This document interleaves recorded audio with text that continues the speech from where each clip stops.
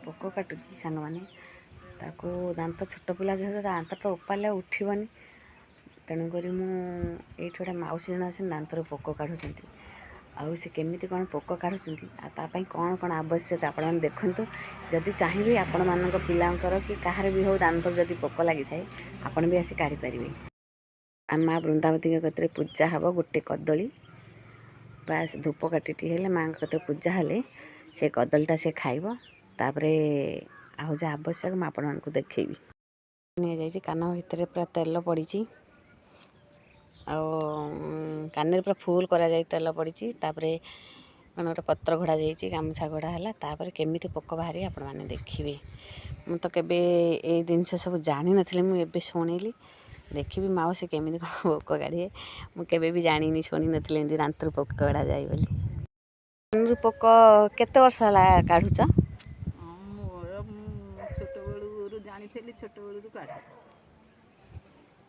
ମୋ ମା ଜାଣିଥିଲି ଆଈ ମା ମୋତେ ଶିଖେଇ ଦେଇକିରି ଗଲେ ଆଉ ଝଡ଼ା ଫୁଙ୍କା ବି କରେ ପିଲାଙ୍କୁ ଡାଣି ଖାଇଗଲେ ଫୁଙ୍କା ଝଡ଼ା କରିଦିଏ ଆଉ ରକା ଫକା ପଶିଲେ ପିଲା ଏଇ ଯେଉଁ ଛୋଟ ପିଲା ସବୁ ଝାଡ଼ା ହେରିକା ହେଲେ ବାଛରା ଫାଛରା ସବୁ ଝାଡ଼ି ଦିଏ ସବୁ। ହଁ ତାରେ ଏଇଟା ମାନେ କାନରୁ ଯେଉଁ ଦାନ୍ତରୁ ପୋକ କାଟିଦେଲେ ସେଇଟା କିନ୍ତୁ ଆଉ ଜୀବନରେ ପୋକ କାଟେ ନା? ନାଇଁ ଦାନ୍ତ ପୋକ କାଟିବନି।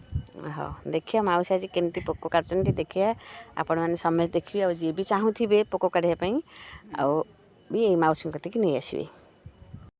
କାରେ ମାନେ ଏଇସବୁ ପୋକ ଦାନ୍ତରୁ କଢ଼ା ହେଲେ ମନ୍ତ୍ର କଢ଼ା ହେଲେ ଗୁଡ଼ ଟିକେ ଦରକାର ସୋରିଷ ତେଲ ଦରକାର ଯିଏ ଯେତିକି ଧର ଆଣିମ ଠାକୁରଙ୍କ ପାଇଁ ଦାନ କରିଦେବ ସେଥିରେ କିଛି ନାହିଁ କିନ୍ତୁ କାନରେ ପଡ଼ିବା କଥା ଅଳ୍ପ ପଡ଼ିବ କାନରେ ସୋରିଷ ତେଲ ଆଉ ଗୋଟେ ଘୋରେଇ ହେବାକୁ ଆଣିବେ ତାଙ୍କ ତରକୁ ସେ ଘୋରେଇ ହେବାକୁ ଆଣିବେ ଟଙ୍କା ଧର ଗରିବ ଗୁରୁବା ଭଲ ମନ୍ଦ ଗୋଟେ ଅଛି ନା ଆମେ ସେଇ ଗରିବ ଆମେ ବଡ଼ ଲୋକ କତରୁ କି ଆଜି ମୋର ଏତିକି ହେଉନି ଏତିକି ଦିଅ ଚାହିଁବୁ ଯେମିତି ହେଲେ 500 ଟଙ୍କା ନିଏ।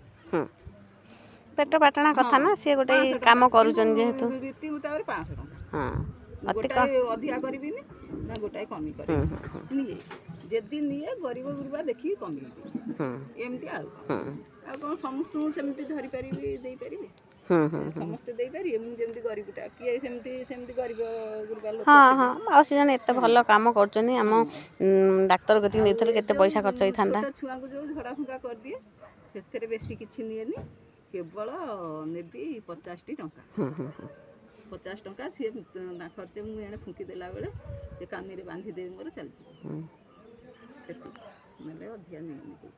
ଠିକ୍ ଅଛି ଯେ ଆସିବାକୁ ଚାହିଁବେ ଆପଣଙ୍କ କତିକି